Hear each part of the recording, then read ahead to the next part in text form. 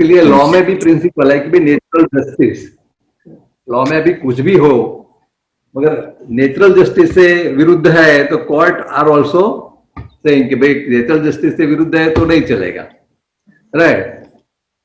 दूसरा लेसन था ओपिनियन के बारे में। तो ओपिनियन के बारे में था कि भी ओपिनियन जैसे कोई भी चीज हम देखते हैं दुनिया में, कोई भी अनुभव होता है तो हमें नॉर्मल ऐसा कि अच्छा है या बुरा है हम डिसाइड करते हैं, और वो हमारी मान्यता के अनुसार डिसाइड करते हैं। जो चीज हम आप डिसाइड करोगे वो अच्छा है, दूसरा कहता है कि वो बुरा है। तो अच्छा बुरा जो है वो आपकी अपने ज्ञान की, आपकी समझ के हिसाब से है, वो समझ भी बदलती रहती है। और हमारा ये समझ जो है उसका लिमिटेड अंडरस्टैंडिंग के हिसाब से हम लोग करेंगे। तो दादा भगवान कहते कि अब हम जो कुछ भी जिंदगी में निर्णय लेते हैं वो मन से लेते हैं, और मन जो नया मन हमारा सृजन कैसे होता है वो पहली बार दादाजी ने समझाया है। वो कहीं भी आपको कोई भी बुक में नहीं मिलेगा। क्यों कहते हैं अभिप्राय मन का पिता है और भाषा मन की मां। अभी समझने से क्या फायदा होगा? तो या तो आप अभिप्राय में तो अभिप्राय को इंफॉर्मेशन तक रखना है, राइट। फिक्स्ड ओपिनियन एकदम परमानेंट नहीं बना देना है तो भी चलेगा, क्योंकि इंफॉर्मेशन तो मिलती रहती है हमारे एक्सपीरियंस के हिसाब से। मगर ये याद रखना है कि दुनिया में हर एक चीज परिवर्तनशील है, इसीलिए कोई भी आपके पास जो भी इंफॉर्मेशन है वो टाइम, तो अभिप्राय के वक्त अगर ध्यान रखते हैं तो एक उपाय है, या तो फिर जब बोलते हैं तो भाषा मन की माता है, अब बोल दिया अभिप्राय तब उसका दोनों का चार्जिंग हो जाता है। तो अगर अभिप्राय हो गया तो अगर बोलोगे नहीं तो भी आपको मन का सृजन नहीं होगा। अगर बोल दिया और अभिप्राय के बिना बोला है, ठीक है, अंदर से आपको अभिप्राय नहीं, जस्ट एज ए इंफॉर्मेशन, तो भी नहीं होगा, ठीक है। और दोनों अगर हो गया तो भी अगर आपको, आप उसको रिवर्स भी कर सकते हो। तो उसका लेसन अभी जो हमारा तीसरा लेसन था उसमें ये आया, राइट, कि हर एक चीज देखिए कि ज्ञान और उसका वर्तन उसमें हमेशा समय लगता है, मगर सबसे पहले ज्ञान होता है। तो हम लोग जो ये यहाँ पर समझने का प्रयत्न कर रहे हैं, जो पढ़ाने वाला है या पढ़ने वाला है, सब में ये सब पूरा वर्तन में आ गया है ऐसी बात नहीं है। मगर दादाजी कहते हैं कि आप पहले समझो, पूरा समझ लोगे ठीक जाएगा। कि आपकी समझ अगर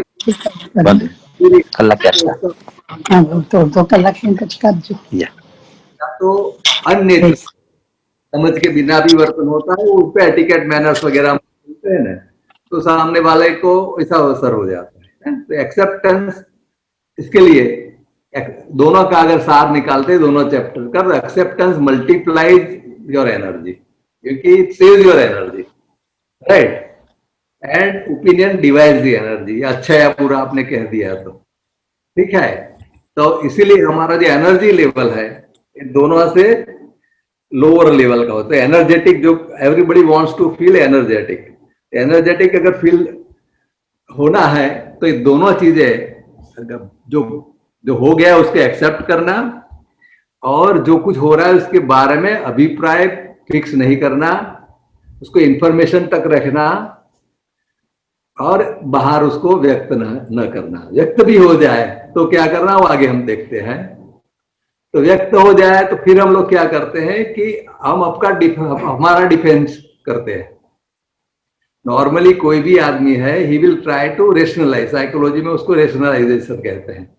आपने अगर कह दिया तो फिर आप उसको रेशनलाइज करने में ही आप मन लाओगे। मैंने अगर कहा है तो सच, अंदर आप जानते हो कि वो मेरी भूल हो गई है, मुझे पूरा ख्याल नहीं है, फिर भी आप उसको भी चालू रख जाओ। सो डिफेंड करने में लगते हैं।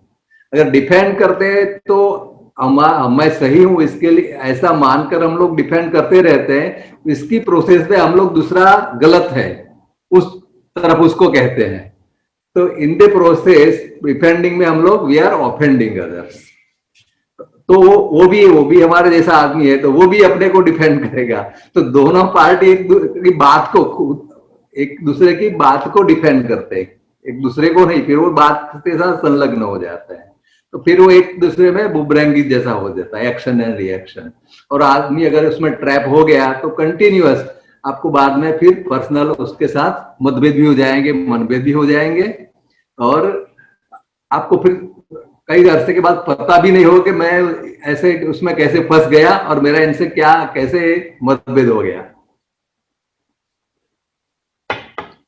तो ये जो तीनों चीज है, एक्सेप्टेंस, ओपिनियन और डिफेंडिंग अवर सेल्व्स, ये तीनों चीजें हमें हर जगह पर ध्यान रखनी है। अगर हमारे अंदर जो जो शांति है, जो ज्ञान है, हाँ, पीस ऑफ माइंड, उसको अगर प्रोटेक्ट करना है तो एक्चुअली वो ऑथर कहते हैं कि you have to protect not yourself but you have to protect the peace of your mind, peace of your energy, level of your energy. All those protection is required, and for that he has given so many examples like home affairs, घर में क्या होता है, servants के साथ, ठीक है, even noise के साथ, नॉइज होता है तो क्या सोचना है, बेगर्स के साथ आपके पास कोई मांगने आता है तो बराबर, बिजनेस कंपटीशन में कैसे करना है, नॉटी चिल्ड्रन के साथ कैसे करना है, ये सब बातें उन्होंने एग्जाम्पल देख के समझाई थी। अब इसके बाद आता है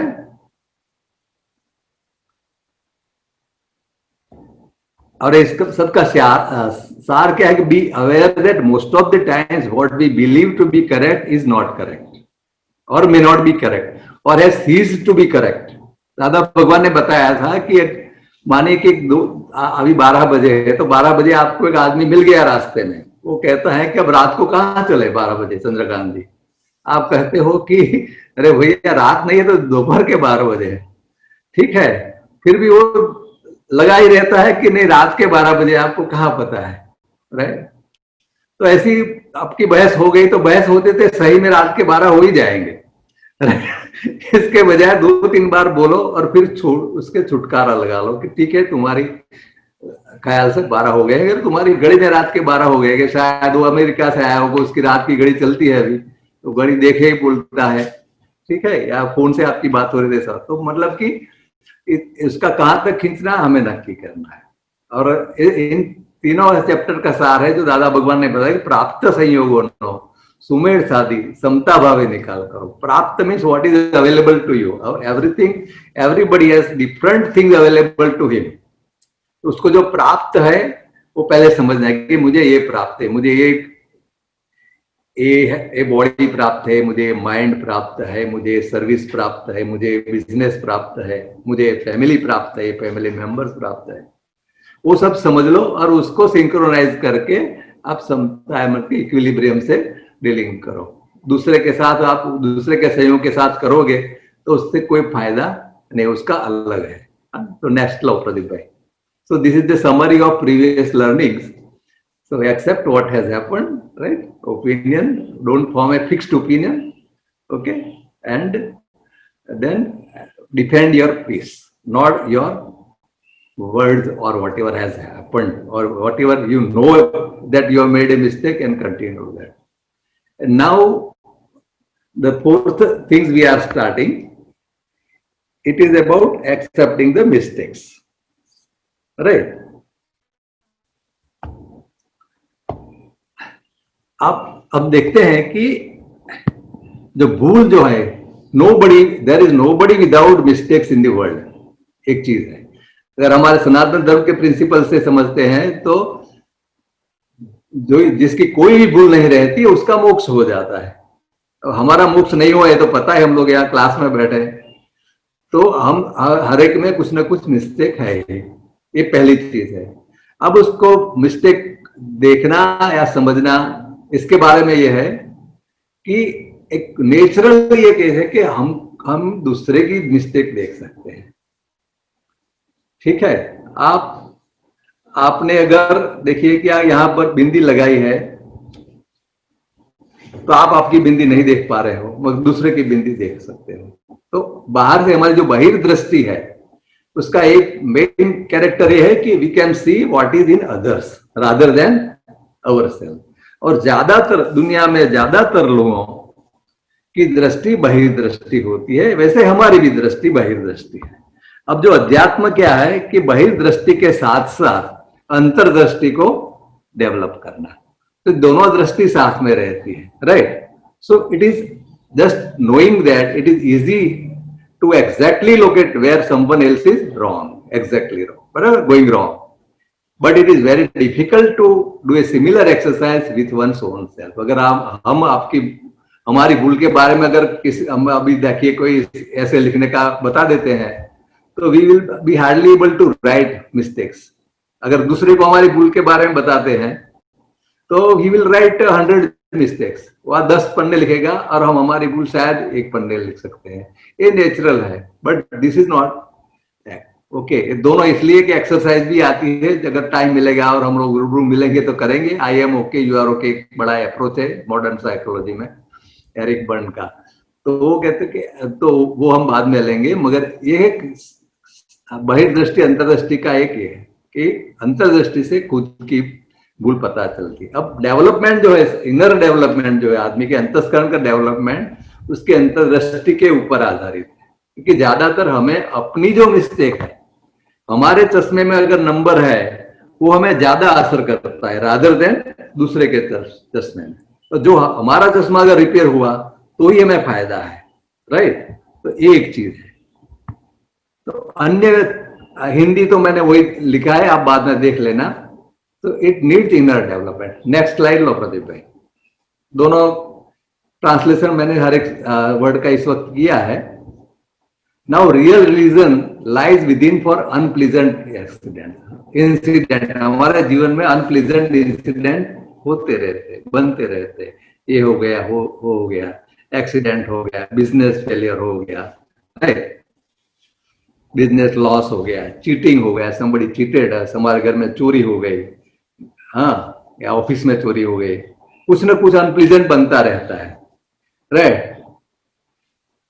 तो एक चीज, उसके लिए हमें हमेशा कोई ना कोई कारण मिल जाता है, मगर देखेंगे तो कारण का क्या होता है, हमारे अलावा दूसरे चीज, ठीक है। तो गुजराती में पहले एक थी कविता आती थी कि जो ऊंट है, ऊंट कहता है कि हर एक प्राणी के कुछ ना कुछ अंग टेढ़े हैं, राइट। उसकी एक कविता थी, वो पहले एक बार हमने बात भी की थी, जब उसने बताया कि वाघ का ये अंग ऐसा है, भैंस का सींग ऐसे है, उसका ये ऐसा है, मोर का ऐसा है, तब किसी ने एंड में बताया कि तुम्हारा तो सब कुछ टेढ़ा है, राइट। तो ऊंट सबका जजमेंट करता था। तो ऐसे हर एक चीज में, कोई भी चीज अनप्लीजेंट दिन में हमारे ये एक्सपीरियंस तो होता ही रहता है, 8-10 चीज तो ऐसी बनेगी जो आपको पसंद नहीं है। अब ये जो ऑथर इज टेलिंग कि जो आप दूसरे को दोषी ठहराने के बजाय आप देखो, ठीक है, बाहर की दृष्टि उसको बोल दिया, हमें कंटेम्पलेंट सोच कर देखना है कि इसमें हमारा क्या रोल है, ये हमारे साथ ऐसा क्यों हुआ, वाई मी, जो इंग्लिश में भी फ्रेज बहुत चलता है, वाई मी, मेरे से ऐसा क्यों हो रहा है, right. So all the appearing real, in fact जो दूसरा है का ही ब्लेम है, that is wrong, okay, it is an illusion. Real reason lies within us, real reason, because like begets like. हमारे पास अगर हमारे अंदर कुछ नहीं है ऐसा फैक्टर, तो बाहर से ऐसा संजोग हमें नहीं मिलेगा, राइट। नेक्स्ट प्रदीप भाई, नेक्स्ट लो। सो रियल कॉज और टू मच, अबे अंदर का कारण देखते हैं। रियल कॉज क्या है, और टू मच अटैचमेंट और self सेंटरेडनेस। Too much attachment for something like money, body, wealth, our self-centeredness, using unscrupulous means to achieve something to the exclusion of others. Normally जो सेल्फिशनेस बोलते हैं कि दूसरे का जो होना हो, right, why should I care, okay, जो बोलते हैं ना, वो चीज जो है सबसे बड़ी खतरनाक है कि आप take without caring for others, you want to take your get your work done, so that is the ultimate reason which gives you this kind of reactions from the nature or the world. Okay, so we will go ahead. So apparently this may not be looking convincing, but actually you are the one of the main evidence for whatever unpleasant has happened. Okay, cheating, injury, accident, whatever, or even loss of family assets. Next.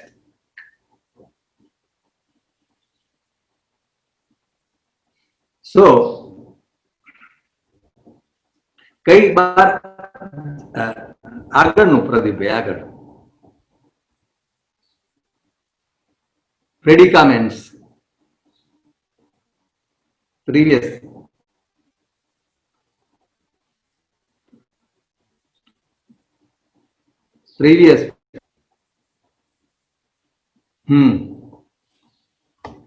હા એના પછી હા બરાબર એના પછી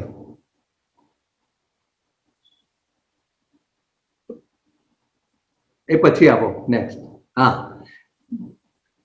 certain predicament certain unpleasant incidents takes place પ્રદીપભાઈ કેમ change થઈ જાય છે સ્લાઇડ ઉપરવાળી જ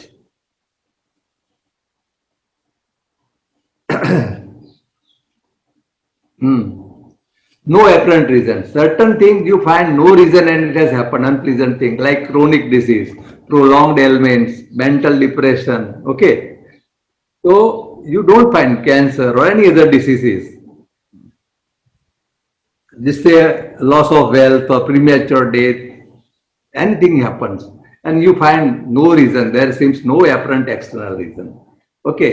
So everybody face 3, 4, 2 such incidents in the life and it brings lot of pains.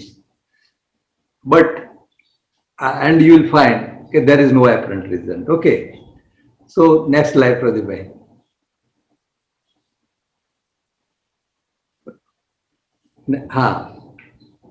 So even this psychosomatic disease का भी अभी डिस्कस हो रहा है. तो एक साइंटिस्ट ने सब एनालिसिस किया था, जो मैंने एक एग्जांपल के हिसाब से लिखा है कि जो बाहर हमारे अंदर जो रोग दिखाई दे रहे हैं एजिंग के अलावा, एजिंग है वो ठीक है, वो नॉर्मल एजिंग है, that is different thing. But above normal ageing भी होता है. आपको पता है कि आदमी के बायोलॉजिकल एज और क्रोनोलॉजिकल एज हमने देखा था. एक आदमी 50 साल का बूढ़ा दिखता है और एक आदमी 75 साल का यंग दिखता है, जैसे हमारे वसंत भाई है. हाँ, ओके. सो लाइक दैट जो है कि इसके पीछे क्या रीजन होता है. तो एलर्जी आप पढ़ सकते हो कि भी एलर्जी के पीछे बोलते हैं कि चिड़िया पढ़ो. आदमी ऐसा चिड़चिड़ा है, उसको अपने से वर्थलेसनेस मालूम, I am useless fellow, his own opinion. संजीवा your joint pains, you are criticism वाला स्वभाव है, हर एक की टीका करता है. अभाव, तिरस्कार. दम तो अंदर का दबावी राखेलू રુદન, अंदर का जो दर्द है. ओके. देन બાળકોને પથારીમાં પેશાબ, તો મા બાપ અને ખાસ કરીને પિતાનો ડર હોય તો રાત્રે એને પથારીમાં પેશાબ થઈ જાય. રાઈટ. હાઈ બીપી, લાગણીઓનો જૂનો આઘાત, દબાવી રાખેલી લાગણીઓ. રાઈટ. દબાવી રાખેલ ગુસ્સો, ગુસ્સો વ્યક્ત નથી કરી શકતો, નાની બાબતને મોટું સ્વરૂપ આપવાની ટેવ, હાર્ટ એટેક, દોડવાનો, ટુ મચ ઓફ, તો આ જમાનામાં બહુ જ છે. હું પણ એનો ભોગ બનેલો છું, ખરું કે નહીં? તમે એવા ઇન્સ્ટિટ્યુશનમાં દાખલ થાવ તમને અને એવી પોઝિશન હોય તમારી કે તમે આટલો ટાર્ગેટ લાવી જ દો, રાઈટ? દોડ, ટેન્શન. તો માનવું કે ટેન્શન જોઈએ. વેલકમ संतोषजी. हाँ सर. कई लोग बोलते टेंशन की, टेंशन तो जरूरी ही है. जी जी. टेंशन रहेगी कि बिना काम नहीं होता है. That is also one of that is what से घूंटणनी तकलीफ, राइट? तो अक्कड़ अहंकार, अक्कड़ अपनी ईगो की. ब्रदर जो लेडीज में प्रॉब्लम होता है, पति प्रत्ये गुस्सो जो आगे रखता है, और स्त्री जाति निर्बल से ऐसा मानना हमेशा उसकी जो गलती है. इवन कॉन्स्टिपेशन है तो जून वाणी, बस स्टिकिंग टू द ओल्ड. पुरानी चीजें अच्छी थी, नया जमाना सब खराब है, नए लोग खराब है.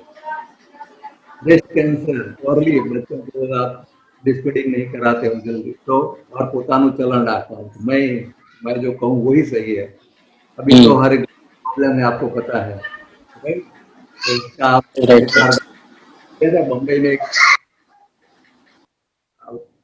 सरू रांगड़ेकर करके थे पहले मैनेजमेंट फैकल्टी, उनका लेसन हमने लिया था, वीडियो लेसन उस जमाने में। तो वो कहता है कि हर एक हमारे हस्बैंड वाइफ का जो प्रॉब्लम होता है, उसने पर तो लेडीज को पूछा कि आपका हस्बैंड आपसे टॉल है या शॉर्ट है? सबने बताया कि हमारा हस्बैंड तो हमारा से टॉल है। जनरली 99.9% ऐसा ही होता है। राइट राइट राइट तो, सर। तो why you have found this kind of husband who is taller than you? You find a person who is ahead of you and then you want to bring down him. Okay. Right? Right पूरी life ये struggle चलता है unnecessary, हर एक का अलग अलग, nobody small, nobody big, right? This kind of thing brings our physical ailment. Next slide, next. Pradeep bhai, next slide. हाँ,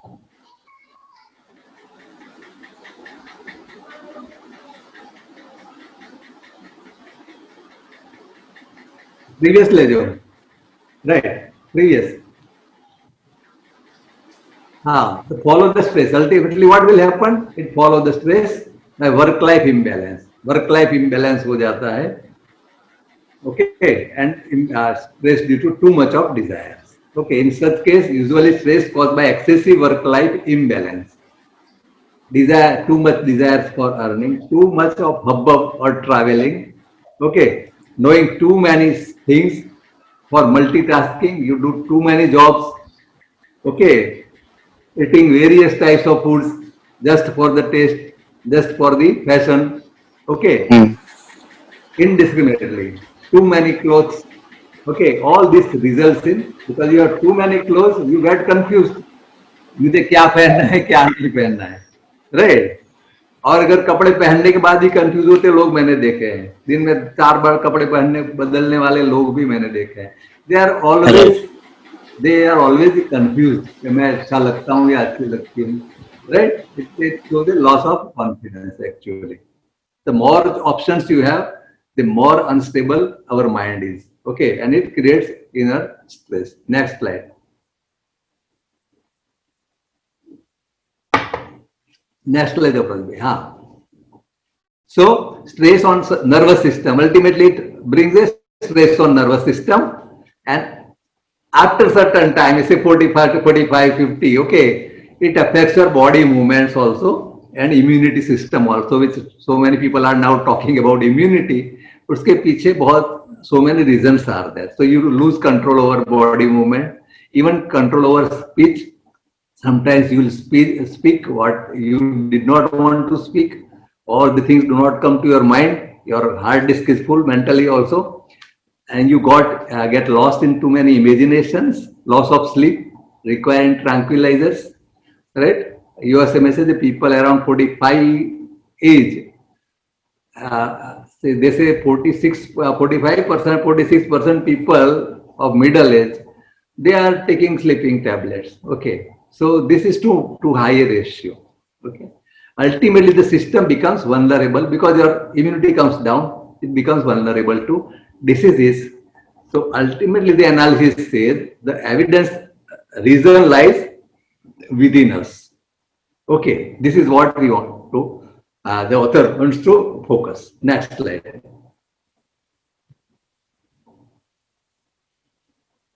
So now we are in the world, you cannot remain like a sannyas, it is a fact. But the author says keeping it is within permissible limits. जो पहले बताया कि प्राप्त संयोगों सुमेर साधी समता भाव निकाल करो, आपके पास जो है उसके संयोग के हिसाब से आप आपकी नॉर्मल, हर एक की नॉर्मलिटी अलग अलग होती है. We cannot compare our normality with Mukesh Ambani normality. Okay, this way we have to devise our own normality. So the author says the beginning point you should remember, the time you are born in this world, okay, दो circumstances दादा भगवान कहते हैं कि वो आप देखो, वो आपकी बिगिनिंग है, वहां से आपको शुरू करना है। ओके, और एक आदमी की बिगिनिंग अलग है, तो उसके साथ नहीं दौड़ना है। आप आगे बढ़ो, मगर आप जहां से वहां से आगे बढ़ो।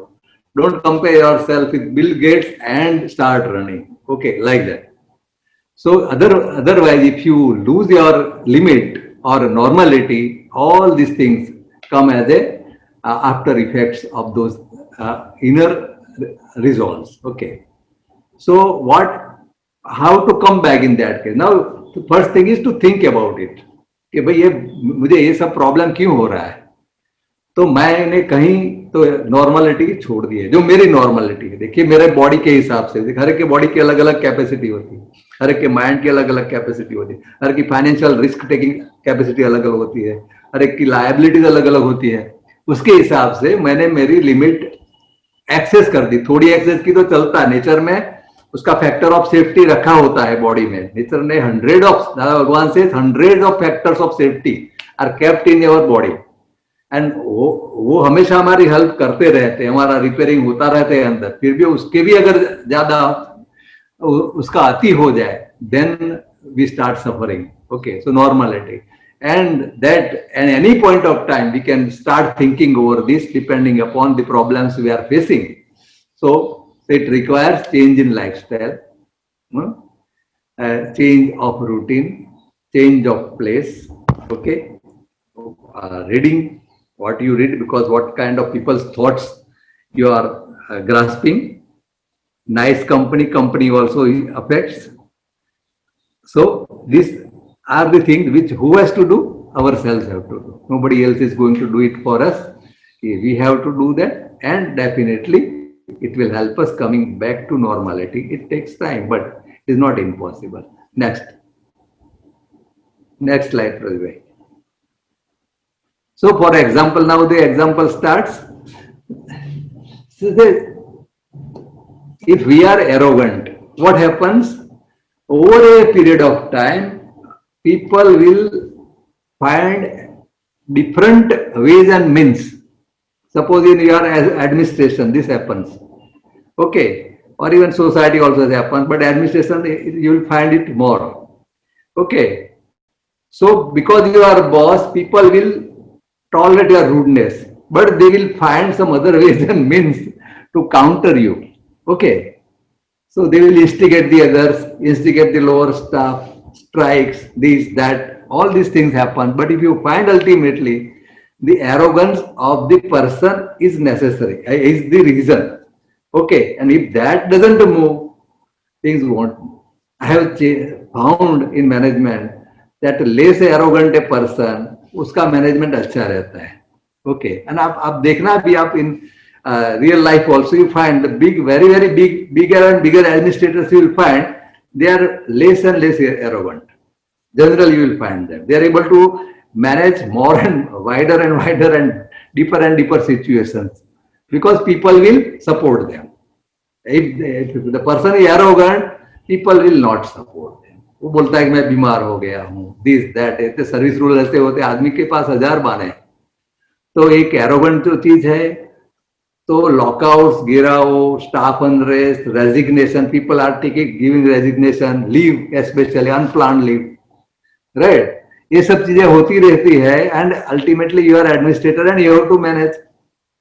तो अगर सोचेंगे तो ये प्रॉब्लम बाहर से दिख रहे हैं, पर ultimate problem is this, that because of your too much of arrogance and insulting nature, people don't like to come to office.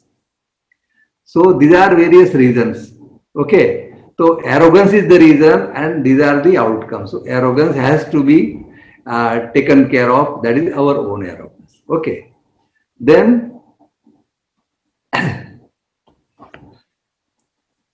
how? Then by contemplation we can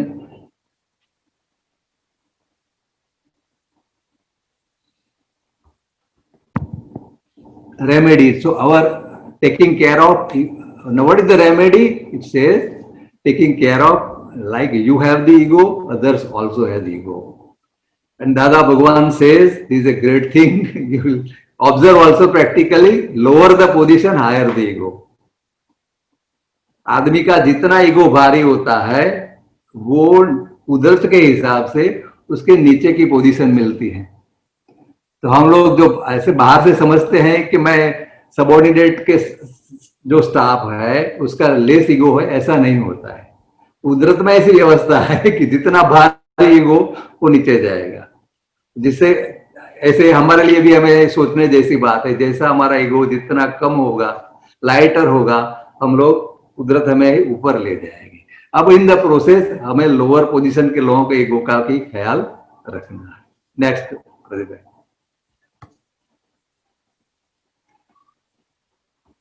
so otherwise what happens, stored hurts. हम लोग store करते जा रहे हैं कि आदमी ने मुझे ऐसा किया, इसने वैसा किया, उसने मुझे ये दुख दिया, इसने ये प्रॉब्लम कर दिया, इसकी वजह से मुझे प्रमोशन नहीं मिला, की वजह से मेरा ये हो गया। जो स्टोर्ड हर्ट्स जो है स्टोर किए जा रहे हैं हम लोग, we are harbouring two strong undercurrents, okay, jealousy और vanity. Ultimately even in marital life also this happens, okay, you people, husband and wife keep on storing the things, okay, and that ultimately when your body starts declining after 40, 45, 50, then all these things surface and start giving health problems. ऐसा रातों रात नहीं होता है, उसके पीछे 15, 20, 25 साल का हिस्ट्री होता है। This is what author wants to explain us. And if you find this underlying evidences अगर देंगे बाहर से, नहीं तो आप दवाई खाते ही रहोगे, ओके। तो बोलते हैं कि कोई दवा मुझे असर नहीं करे। क्यों करेगी भाई? आपके पीछे उसका जो रीजन है उसका कोई रेमेडी नहीं किया गया है, तब तक ये नहीं होगा, ओके। तो क्या है कि अपने अंदर का जो है सोच करके उसको ढूंढ निकालना, और सकारात्मक आत्मसूचन कहते हैं कि अपने खुद को उपदेश करना, खुद को कहना कि भाई हमारी वजह से ये हुआ, चलो अब नहीं, ऐसा नहीं करना है। और अंदर अंदर कोई सुनने वाला नहीं है, हमें भी अपनी बात सुनाना है, तो इससे धीरे धीरे तकलीफों से छुटकारा पा सकते हैं। नेक्स्ट स्लाइड पर।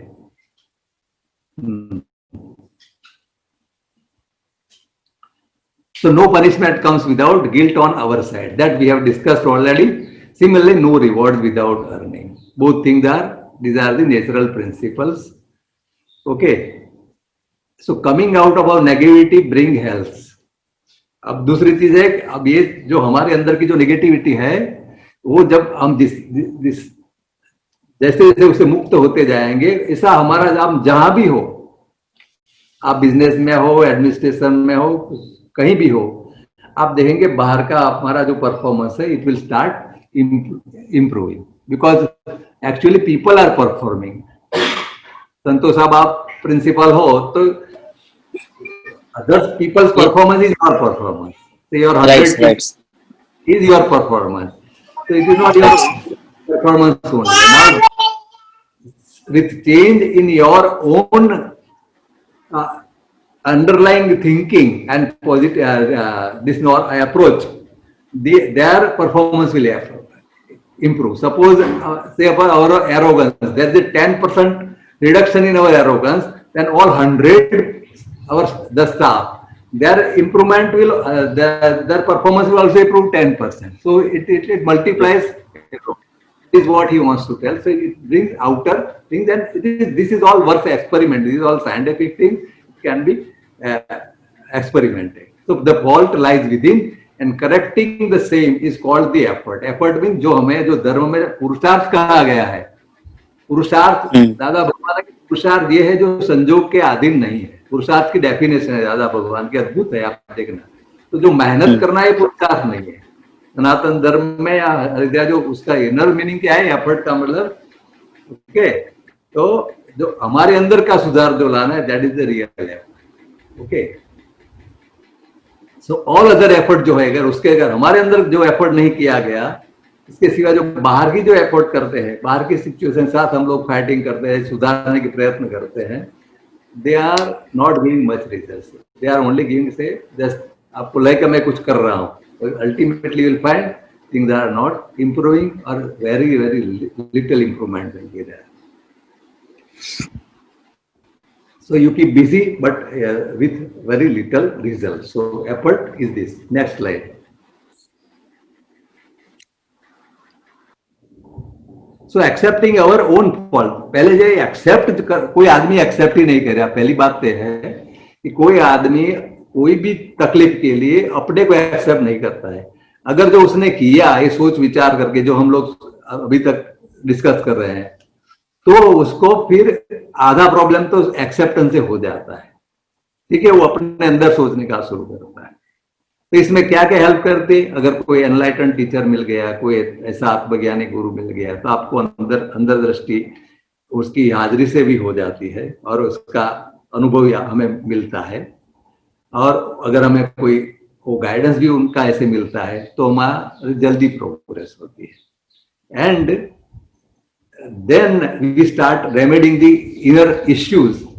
और बाहर से भी हमारा, क्योंकि वो ट्रू डायग्नोसिस हो गया कि हमें ये अंदर से पहले स्वीकार हो गया कि मेरे जो भी सर्कमस्टेंसेस, मेरे आजू बाजू जो भी प्रॉब्लम हो रहे, उसमें बेसिक रीजन मेरा अप्रोच है. वो मेरा अप्रोच मैं चेंज करूंगा ही. तो धीरे धीरे, वो रातों रात तो चेंज होने वाला नहीं, मगर डिसाइड जब किया हमने, तब से आधी रेमेडी तो हो गई समझ लीजिए. क्योंकि आपके जो रिएक्शंस है, उसकी जो इंटेंसिटी है, it has come down. Next slide.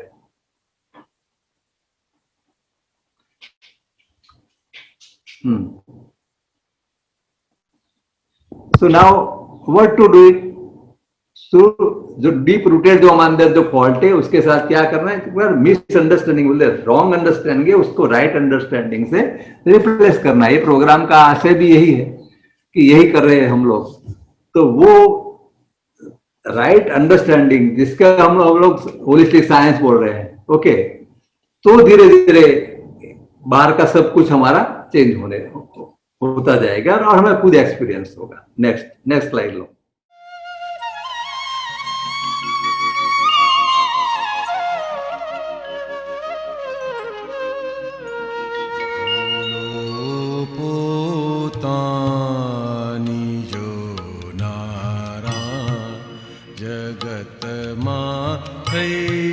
શકે ભગવાન ભૂલો પોતાની જોનારા જગતમાં થઈ શકે ભગવાન ફરીથી થાય નહીં તે ભૂલ સદા જાગૃત હોય ભગવાન ફરીથી થાય નહીં તે ભૂલ સદા જાગૃત હોય ભગવાન ભૂલો પોતાની જોનારા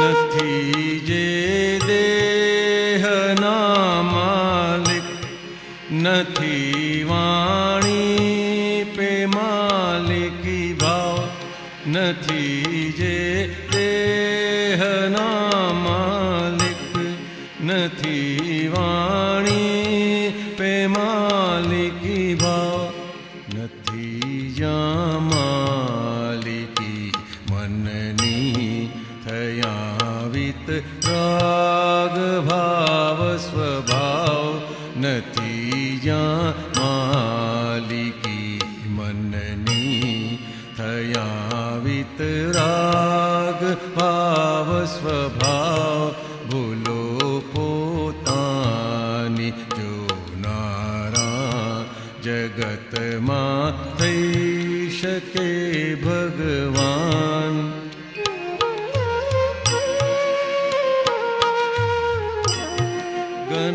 ગનેગારી જુએ ખુદની તે સવડી સમ્યગી દ્રષ્ટિ ગનેગારી જુએ ખુદની તે સવડી સમ્યગી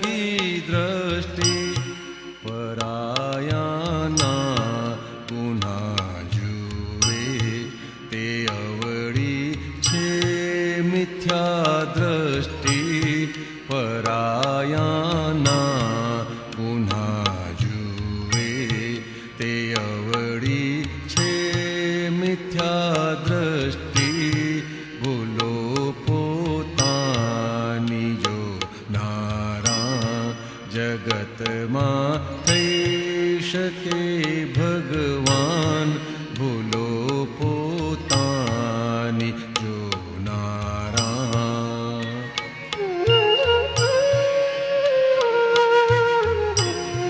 જે પોતાના જુએ દોષો જગત તેને દિયે છોડી જે પોતાના જુએ દોષો જગત તેને દિયે છોડી બીજાના દોષ દેખે છે ત્યાં સુધી જીવતી હોડી બીજાના દોષ દેખે છે ત્યાં સુધી જીવતી હોડી ફરીથી થાય નહીં તે ભૂલ સદા જાગૃત હોય ભગવાન ભૂલો પોતાની જોનારા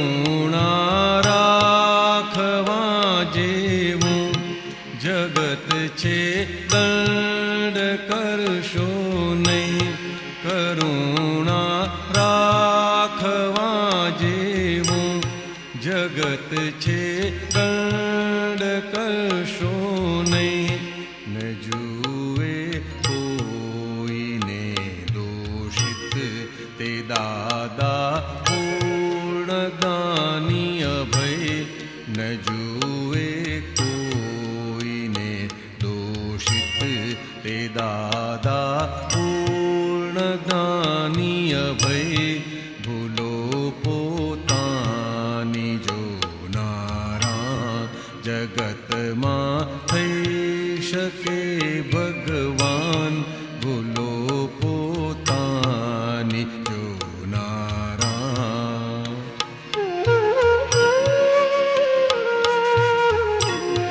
જગત દોષિત દેખાશે ત્યાં સુધી છે ભટકવાનું જગત દોષિત દેખાશે ત્યાં સુધી છે ભટકવાનું બધી છે કર્મ પોટલીઓ નિકાલે શેષ ભગવંત હું બધી છે કર્મ પોટલીઓ નિકાલે શેષ ભગવંત હું ભૂલો પોતાની જોનારા જગતમાં થઈ શકે ભગવાન ફરીથી થાય નહીં તે ભૂલ સદા જાગૃત હોય ભગવાન ભૂલો પોતાની જોનારા જગતમાં થઈ શકે ભગવાન જગતમાં થઈ શકે ભગવાન